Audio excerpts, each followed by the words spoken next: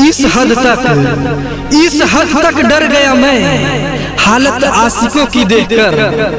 इस हद तक डर गया मैं हालत आशिकों की देखकर। इसीलिए मैंने किसी को चाहने का इरादा ही बदल लिया। मुझे बहुत चाहने वाला जब चुप पास से गुजर गया। मुझे बहुत चाहने वाला जब चुप पास से गुजर गया। मुझे लगा कोई पत्थर मेरा दिल को चल गया।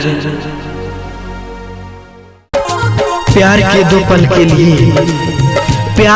पल के लिए मैं 100 जान कुर्बान करती हूँ।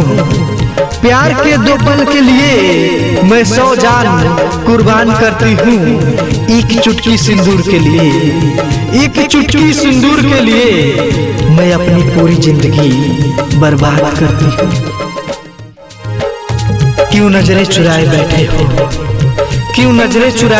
हो, क्यों उम्मीद लगाए बैठे हो, क्यों नजरें चुराए बैठे हो, क्यों उम्मीद लगाए बैठे हो। एक पल की महज कहानी, हाँ एक पल की महज कहानी है। तुम खुद को छिपाए बैठे हो। वो तो कागज के फूल थे हमें खुशबू न दे सके। वो तो कागज के फूल थे हमें खुशबू न दे सके। हम यूं ही बाग और बागवा को कोसते रहे। मुद्दत से तेरा चेहरा मैंने देखा नहीं।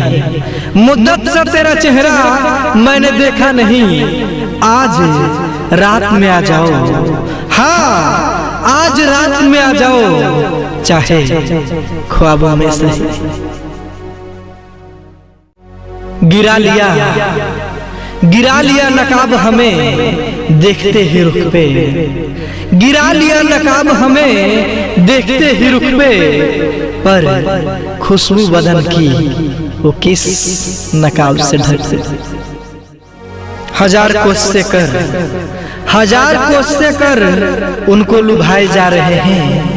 हजार कोशिशें कर उनको लुभाए जा रहे हैं। ओ भुलाने के बहाने और भी याद आए जा रहे हैं। गिरा लिया नकाब हमें देखते ही रुख पे। गिरा लिया नकाब हमें देखते ही रुख पे।